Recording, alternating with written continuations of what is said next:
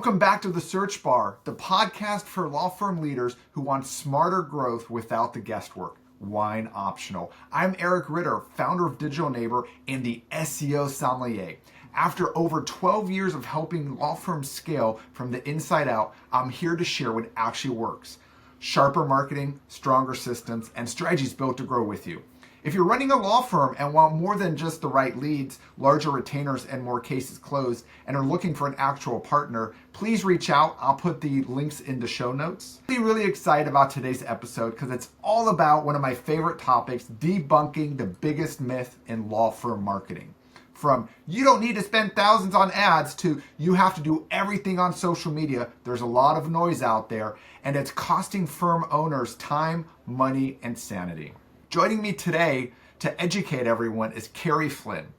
She's a marketing strategist and founder of Virtual Simplicity, LLC. Carrie helps professional service firms, especially women-led ones, simplify and scale their marketing without burnout. With over 8 years of expertise blending digital and traditional marketing strategies, she's on a mission to help purpose-driven business owners achieve growth with clarity, consistency, and freedom. Carrie, welcome to The Search Bar. Hey, thank you for having me. Such a good intro. I love it. Thank you. You almost said good job, but then you held back. So No, I was like, no, I can't keep saying that. I have to come up with a different way to say it. It was amazing. No, I appreciate that. Thank you. Well, we said wine is optional, but we did chat a little bit beforehand what wine we're going to pair with today's episode. Yeah. And we decided on pouring a Prosecco. And I think everybody knows about the Prosecco, kind of a sweet, bubbly wine from Italy, right?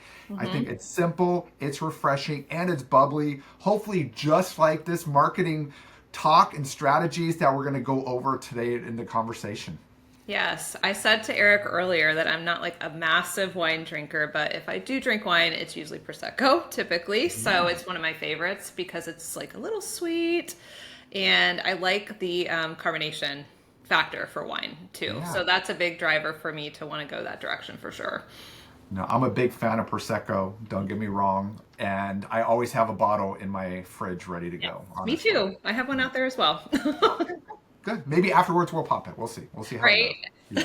Yeah. Well, let's get into the meat of it. I want to talk about the myth that hold law firms back, Carrie. Let's bust some of those myths here, okay? You work with professional service firms every single day. So I'm just going to put you on the spot here. What are some of the biggest marketing myths you see law firm owners falling for today? Well, I would probably say the biggest thing that I see people think that they have as a problem. I mean, I won't call it a myth because some people do have this is a true issue for them for marketing.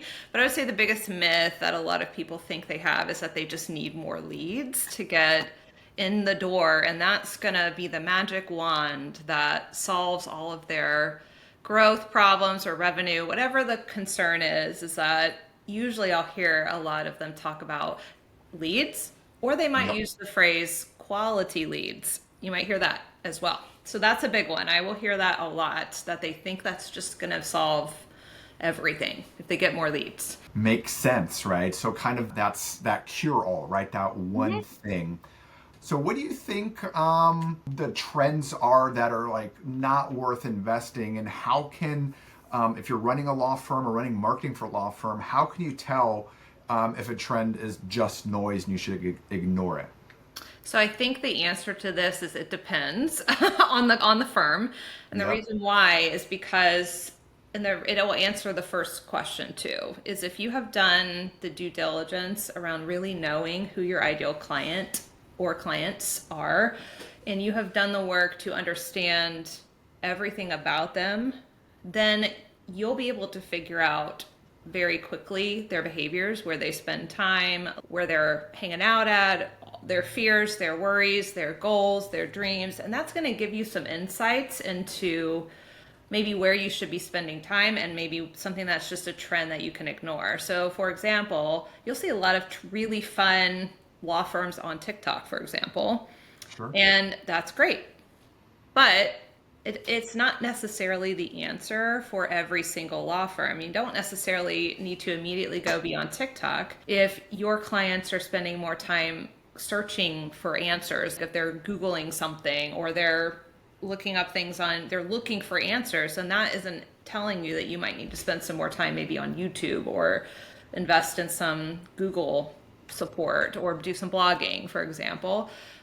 Whereas if you're in a state like ours, we both live in Florida, and you're a personal injury attorney, it's really difficult to stand out. There's a ton of them. And so Yep. maybe it is worthwhile to show your personality and spend some time looking at some of the social media trends, because then you can help yourself maybe stand out a little bit more. So I just think it's easy to look to the left and right of you and look at the people who are also doing said type of law and just want to copy what they're doing, Yeah. which may not work for you because you are going to serve a different clientele, or you should. You should have a unique ideal client that you serve. Nice. Yeah, no, I couldn't agree more. To me, I feel like as an educator as well, the answer to every question is always it depends, right? There's Yes. never They all a hate when I say that too. yeah, right. But it's so true. It Like is there's true. every Yeah. situation is different. Every firm is different, Yes. where Yeah. they are from a maturity level, right? And you said a lot of great things there, right? Kind of different. You need to differentiate yourself. You need to have an ideal customer.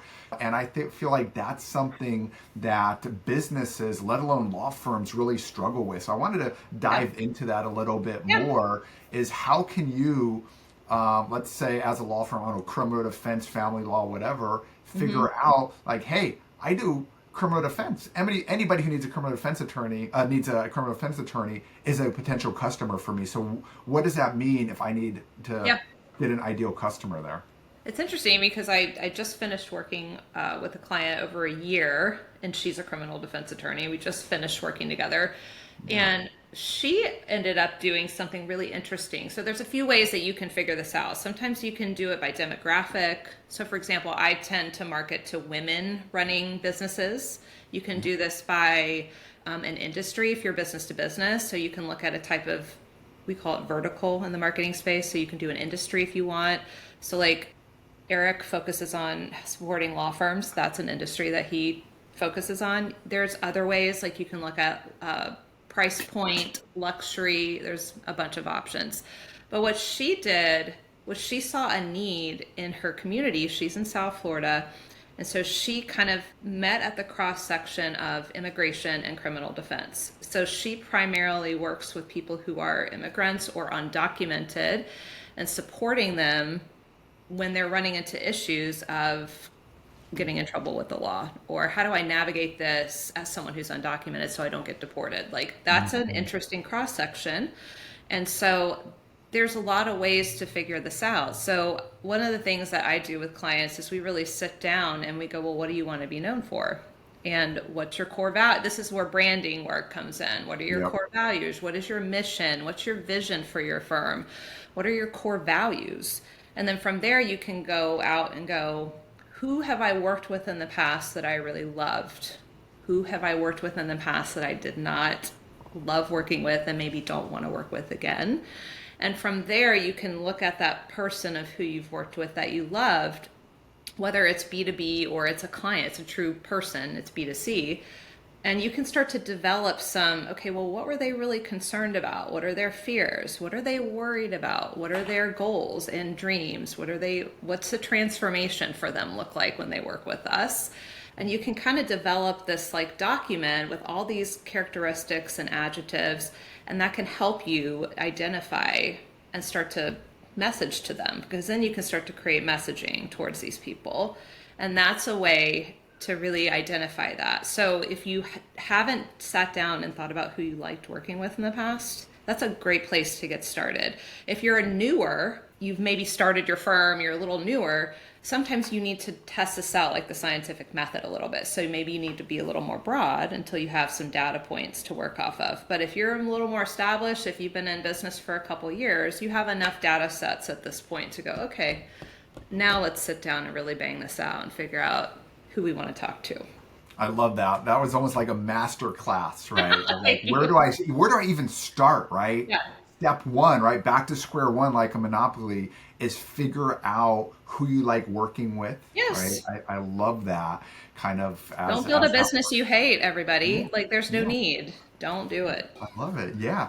And so I guess just some reservations, right? We're busting myths here, right? Some of the things that I hear out there is, well, Carrie, so I'm going to just role play with you. But Carrie, if I focus only on one customer, I'm saying no to all the other potential customers. I don't want Yes, to lose that business. you won't. I promise. Like the more clear you are, two things are going to happen. One, you're easier to refer. So if you're in networking communities, you're business developing, it is going to be so much easier for me and Eric to go, oh, so and so's a family law attorney, or let's just use my criminal defense attorney, and she primarily helps people who are undocumented. I can easily refer to her now if I find someone in that situation. Whereas if I have four people who I don't really know the difference, who do I choose? I don't know who's the right person Yeah. necessarily. So that's number one. And number two, believe it or not, you want to repel the wrong people. You do not want everybody because not all money is good money. And you are not the right firm to work for every single person. So it seems counterintuitive that if I deepen and narrow it, I'm going to cut off my revenue. But what you're actually doing is opening up the floodgates in that lane very quickly, and it's going to repel the wrong people and draw in the right people. And what's nice about this is even if you market very specifically, like I market primarily to women in professional services, that does not deter other people from still coming to me.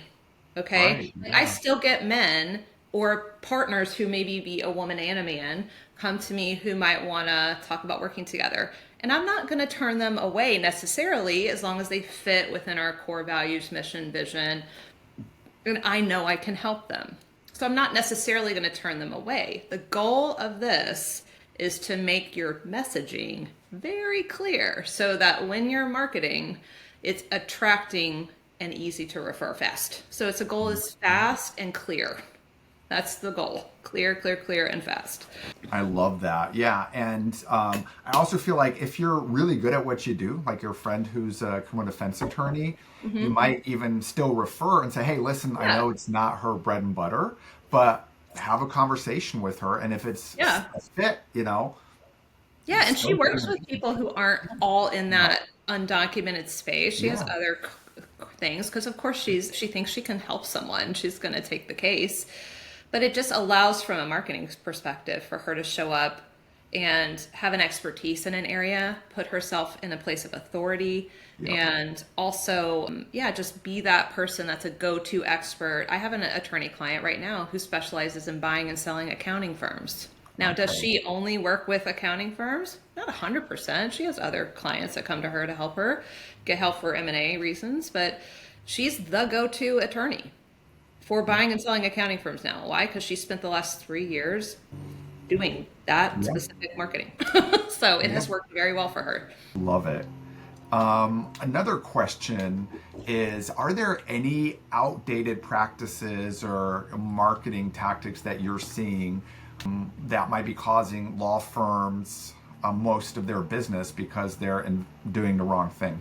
I think the only outdated belief is the one that isn't working for you. So if you think you need to go pay a bunch of money to run ads when you're not ready, then that's a bad idea. Like if you're Hmm. not ready, I'm sure we'll talk about that later. But that's a bad, outdated belief.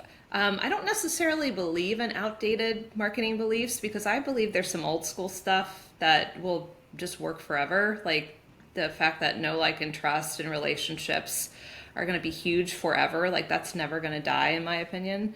So that might seem outdated in an age where everybody's like, well, what's an AI tool can I do? And also, like, don't sleep on the relationship stuff. It really does help. But I would say instead of outdated beliefs, I think the belief that they have to pay to play is a big one that they might not necessarily need to start with. Yeah. Is be aware that that's not the only thing. If I just put money in SEO, well, not necessarily. You can. There's other things you could do too. Maybe another one that's a little outdated is assuming that they don't need to do anything other than referrals. Is a little scary to me in 2025 going into Yeah. 2026. Being so reliant on the old school relationships where you don't do anything else is not safe. You can get yourself into a feast or famine cycle, and that makes me Yes. scared. So I would say being very extremist on your views, either side of that coin, going all in on a tool you don't understand or things you don't need to do, or just relying on relationships is a little scary to me. And I want you to be balanced and consistent. That's my focus. Ooh, I like the consistency, but I want to dive into the pay to play mindset, Oh right? Because we're yes. all about busting myths here, and you already kind of got into that a lot here, right? And because I hear that a lot too, and I think that's a great myth Oh, I to bet you kind do. of focus in on, right? So you're saying law firms really don't need to spend thousands of dollars on ads to grow, is that right? At least not at the beginning. No. Okay. There will come a time, and in my opinion, this is my opinion, take it for what you want. And In that's why every you're on here. I only bring on experts, every Carrie, in right? every So, business, there comes a time where it's appropriate to do ads. yeah. And it will really depend, as we said earlier, on each firm. So for example, there are a lot of personal injury attorneys for which it's a good idea to consider Mhm. doing that maybe a little bit sooner. If you're someone who is more B2B, like we are, so if you're a business attorney, maybe you don't need to lean into that as soon. You really need to focus on your centers of influence, your strategic partnerships, your relationships, and then eventually you can explore it. So it really is going to depend the type of attorney or type of firm you are. If you're a multi-firm, that's fine. But if you're someone who's only doing family law or only doing business, you might could ease into it a little bit. Whereas if you're someone who it's very loud and proud, like the PI attorneys are, they might need to look at that a little sooner, right, than some of our friends who do mergers and acquisitions law, for example, where Yeah. that's not necessarily. I don't need to dump a bunch of money into ads right away. So it's Yeah. going to depend on the type of law firm you have. I'm not anti ads. I feel like sometimes I get the reputation that I am. I am absolutely not. I hate people putting money into a fire pit. That's where I get sad, is when people are Yep. throwing money away when they haven't done some other work first that is Yep. more necessary, in my opinion. That makes sense. And it seems like it could be dangerous as well to kind of fall into that pay to play mindset, Yeah. right? Yeah, you just assume, I think some people will assume that it feels like a magic pill, almost like the old school like 80s weight loss pills, where everybody's like, if I just take Yeah. this pill, I'm gonna Yes. lose the 20 pounds that I need to lose or whatever it is from A that. little bit That's of jazzercise and I'm good to go. jazzercise from the it's very 80s Yeah. mindset. It was like pay to Yeah. play from the weight loss perspective. I Yeah. feel that happens a lot with businesses as we've come into, the digital age, is that they think, well, if I just spend this money, it's going to fast track myself to new leads.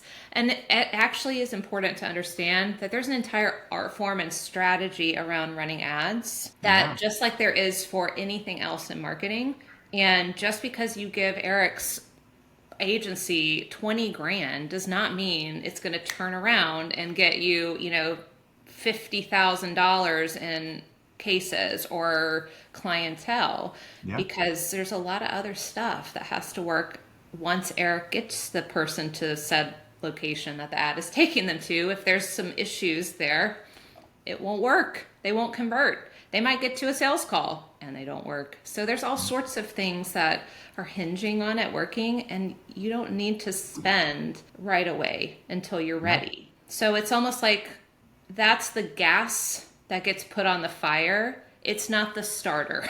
No, It's I couldn't agree more. So I always look at it like the whole customer journey, yes, right? How do you show up? How are you grabbing attention, right? right. And to your point, it's the ad itself, just having an ad isn't going to do it. What Hmm. is your message? What's your differentiator? Are people even going to care? Are they going to click on it? Are they going to engage, right? Understanding that, coming full circle. That's why you want to have an ideal customer. So that way, when you're creating ads, you're speaking to that ideal customer. And then that fuel kind of makes it go faster because now more people are going to see it quicker. And then what's that message once they click through on your website, kind of thinking it through. So I agree more, kind of that pay to play mindset can be a dangerous trap of like, we're just going to throw money at something. Yep. And I love how you said you hate to see your clients wasting money, just throwing money in a money pit, because that's what it can end up being if you're not thinking of that whole journey. don't burn your money. I had somebody drop 30 grand on ads and it went absolutely nowhere. And it was, Oof. by the time they got to me, it was devastating. And I was like, you're kidding me. I was so upset because I hate that. Think of what you could Yeah. do with that money. So it No, just broke absolutely. my heart. I hate Yeah. that so much.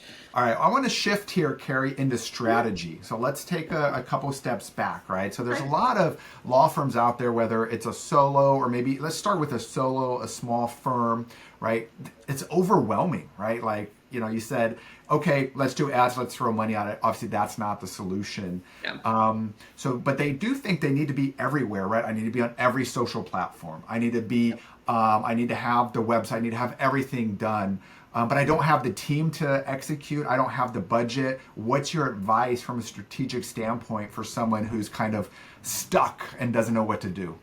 Yeah, so I work with a lot of women in this stage. I have a mastermind that we do this where they're earlier stages of Yeah. their growth. Usually they've come out of a big firm or they've come out of a corporate role or they're in the first few years of this process. You don't typically have the money to hire me, somebody like me or Eric one-to-one at that stage, right? Yeah. Because you're usually six figures in revenue. So what I would say, number one is you don't need to even think about ads at this journey. What I want people to do, the methodology that I use with clients is I want you to think of strategies like your foundation of your house for the business. So you want to be doing things Love like that. ideal client work. You want to be thinking about how can I speak to these people and creating a customer journey map of what's the journey like that your clients are going to go on, like map that out, things like that. And then you want to be thinking about, once you know your ideal client, well, where do those people spend time? Are they spending time, if it's B2B, do I need to be doing some networking? Where do I go to meet these people and build relationships? If you're a B2C, as you could be thinking about, same thing, like how can I get in front of these people in the relational perspective, but also social media. Like you can start to foray into the messaging of organic social. Like, are they on LinkedIn? So like my clientele is mostly professional services business owners. So they spend most of their social time on LinkedIn. So my primary channel is LinkedIn. That's where I do a lot of marketing. Yeah. Makes And sense. then you can, if it's someone for whom like you have a business where people search questions a lot, maybe you can at some point think about maybe a YouTube channel or like Eric has a podcast here. Those are search kind of categories where people are searching up questions they need answers to. So my answer is never be everywhere. It's start with relationship marketing first. I always encourage my clients to think about the relationship. So know, like, and trust is more important than ever today, whether you are B2B like we are, or you serve customers B2C direct. It's never more important than developing that. So figuring out where are the strategic places I need to go to get in front of ideal clients or strategic and referral partners, prioritize that first. That'll help you work out your ideal client messaging, how to talk and share about your business. You can kind of work that out on people, and that's very helpful, and you usually get great feedback. And then maybe build from there with social media. Think about an email list, maybe a YouTube or a podcast. Just sort of ease yourself into it. The goal is never intensity. The goal is always consistency. You can always up the lever or down the lever of intensity, but you should never turn it off. So you should never go to nothing. And that's the first thing at this stage to exit stage left is marketing. They will drop doing their own marketing in a heartbeat because client Yeah. works get too busy. So figure out a system for yourself every week and every month that you can do whether you're busy and whether you're not busy. So you can up the intensity and down it, but never zero. That's your priority at the earlier stages. Okay. You will hit a point about 500K in revenue. You can hire a person at that point. But until then, that's what you want to focus on. I said a So lot. many great nuggets there, Carrie. I love that. Right. So, first of all, I didn't know you had a mastermind. So everybody go, I if you're interested, do. figure out. It is for women only. That's the only thing that is Okay. truly for women only. But as Okay. long as you're in Okay. professional services, you're a fit. I think that's so important, right? Is education. Educate yourself Yep. and learn about, especially when you're starting out, like you said, coming out of a bigger firm, you have a marketing department, you have a Yep. marketing director, they're doing it for you. Now all of a sudden you got to do it yourself, right? And being consistent, like you said, is non-negotiable, right? You need to be consistent. You got to be putting it out. So find something, if I understood correctly, that you can be consistent at, right, in order Right. to put that marketing message out there. So if you decide, hey, I want to be on TikTok, you better be ready to put a dance out every day, right, and be ready to At show least. up on there, Yes. right? At Usually it's least, two or yeah. three times a day for that algorithm. So LinkedIn, you It's don't have to do that crazy. much. It's Yeah, crazy. I was telling someone the other day, that was like poo-pooing on TikTok influencers. I'm like, listen, They work those are hard. full-time jobs. They're making 8, 9 videos a day. At least. I couldn't do that. I don't have that many ideas in my head to come up with People that don't many ideas. understand the editing that goes into some of these videos Right. either. I'm like, at Yeah. minimum, it's 3 a day. So you really have to be considerate of if you're a Yes. professional services, maybe start with LinkedIn or Facebook. Like start Yes. small, Yeah. use your way in. You can do one a day, 3 times a week, and you'll be fine there. Yeah. Yeah, a lot of times with our clients, Carrie, we always use the blog as kind of that first gateway into social media, right? Because it's Approved. easy. You have a corporate website. Let's have a little bit more fun on the blog, because then the blog post, we can start distributing, Yep. slicing and dicing them on LinkedIn or other social platforms. So it's kind of that segue from, hey, we're Yep. corporate website. Oh, we have a blog, and then putting that on social media. Fun fact, if you have a long form piece of content, I'm going to give you like how we do content in my business. We will take a blog, I'll make it a newsletter, I'll repurpose it into 3 or 4 social posts. I might even put it on LinkedIn as LinkedIn newsletters. I can usually get like 5, 6, 7 things out of that thing. Same with a YouTube video. If it's 3 minutes or longer, I can turn it into a blog. So if you are struggling to create content, start with something long form like a blog, or record your voice for 3 minutes talking about Yes. something. And then you can use AI tools to help you repurpose it into something else. Yeah, love it. That's what, we didn't get too much into AI, but AI is a great tool. And to your point, if you're the human, you created something original, AI can help you turn Yes. it into other smaller segments as well, which I think is great. Agreed. So I want to start getting into the closing checklist here, Carrie. We have 5 steps to simplify your law firm marketing. This is your 5-step guide to keeping marketing simple and effective. So I'll start reading them out, and then you just jump in and add on, okay? Sounds good. So this is the most, if you're listening, if you're watching, I'm sure you've been paying attention the whole time.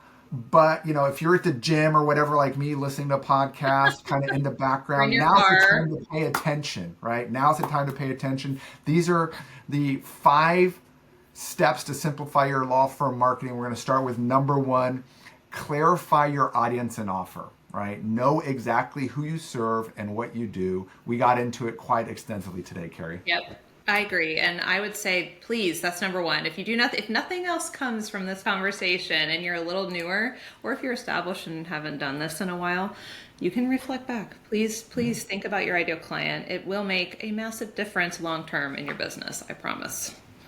100%. Number 2, simplify your message. So Oh. speak directly to client pain points in plain language, right? Yes. So, no offense, attorneys. I would say even finance people, y'all are pretty notorious for what I'm about to say, which is you will use the how to, you will talk about the how to. You also use words that I don't even know what you're saying. Like, what does this mean? I don't know. So it's going to feel weird, but people don't care how you solve their problem. I need to make that very clear. They have an issue or a desire that they're here for you to help them meet or solve. So that's all these people care about, whether it's a business or it's a person. Like, that's all they care about. So talk to whatever the fears, worries, desires, goals that these people have. And that's what you talk to. How this is the transformation we provide to get you from here to here. Don't really talk about as much the how, because no offense, most people don't care. So, and most businesses care. So you don't have to speak about that as much. Yeah, and most people won't even understand the how, They won't right? understand. Even they other know. business owners, I have a master's degree and there's stuff that my clients say, and I'm like, I don't know what we're talking about here. But I feel No. like I learn stuff by talking to them, and then we can turn it into talking to the pain points and desires. 100%. And before we move on, even simplifying your message makes it more memorable, I feel like, Yes. right? Because I'm going to Agreed. remember something versus so complicated. I'm like, okay. A side note, I saw Ben Hu, the founder of I Can Has Cheeseburger, give a Oh, keynote nice. once, right?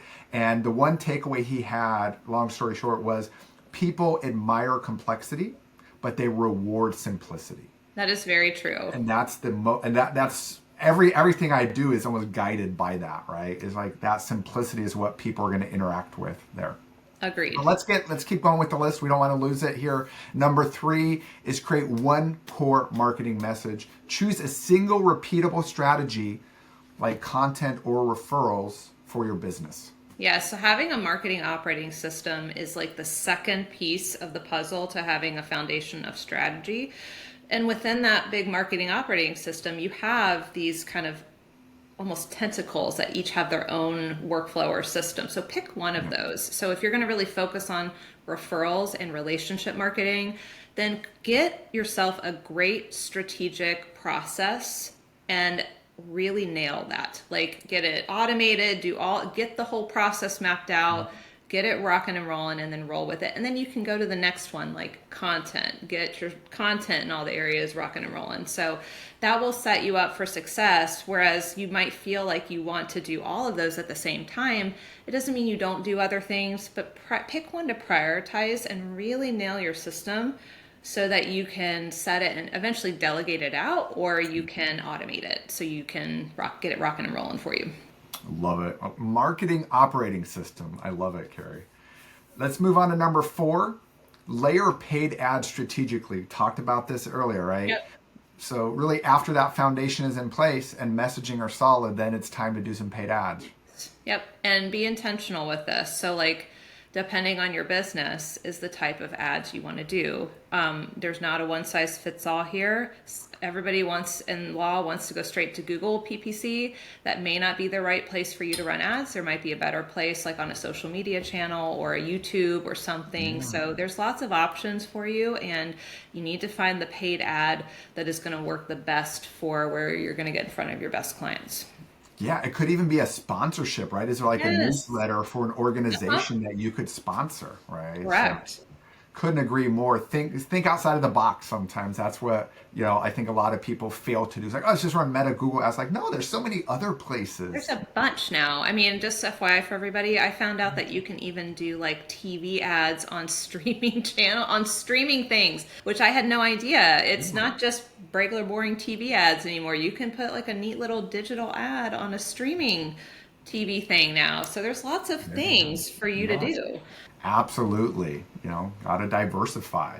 All right. 5, last but not least, and I think most important, stay consistent. Marketing that compounds over time beats quick wins every day, right? It's just like investing in the stock market. Time in the market is the most important factor, Yep. right? How long have you been doing it? Yeah, time is money in many different ways. This is going to sound easier to say out loud than it is going to be for you to sometimes do and practice. I run into a lot of people who get into busy seasons and they want to stop doing certain things. And what I will said earlier, and I'll encourage you again, is find that minimum viable like activities. It's like MVAs. So what's your minimum viable activity that you could just do minimally to keep yourself consistent so you're not totally dropping off all of your marketing? So pull the lever, what's the lever when it's all the way down, and then you can add more as you get less busy, or you can delegate. Nice. Love it. Love it. Such a great list. Carrie, thank you so much for busting so many marketing myths today, spreading Yeah. so much great knowledge, and reminding firm owners that simple is often smarter. I want to remind everybody about today's wine choice: sweet white for Carrie, Prosecco, right? Prickly, bubbly, just like today's conversation. Maybe even sometimes, the bubbles can get in your nose, be a little uncomfortable, right? Just like these myths that we're busting there. So I think it was a great choice for today. Yay, it was great. Thank you so much. Before we wrap, Can you share where listeners can connect with you, Carrie, learn more about Virtual Simplicity, maybe even get the resources that you mentioned today? Yes, so if you want to check out our services and the mastermind, and we have free resources on our website, it's virtualsimplicity.co, not .com, .co, which I know is confusing.